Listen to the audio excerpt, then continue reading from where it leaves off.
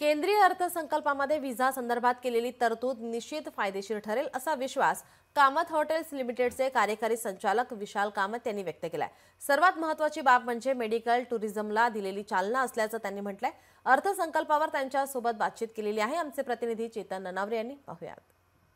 केंद्रीय अर्थसंकल्पामधून नेमकं महाराष्ट्र आणि भारताच्या पर्यटन स्थळांमधून एकंदरीत काय उत्पन्न मिळणार आहे किंवा पर्यटन क्षेत्राला काय मिळालेलं आहे, निर्मला सीतारामन यांच्या पोथडीतून नेमकं काय निघालेलं आहे या संदर्भात आपल्याशी बातचीत करण्यासाठी विशाल कामत आहेत। सर नमस्कार।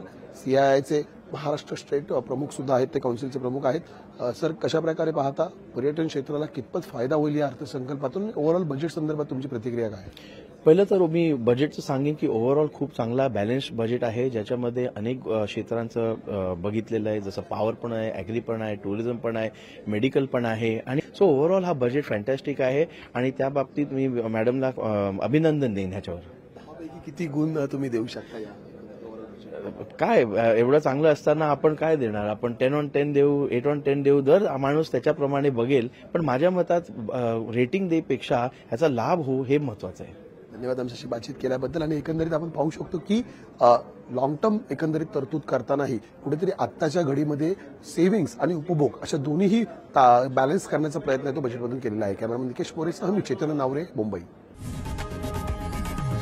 लोकशाही मराठी ऐका, पहा, जागरूक रहा।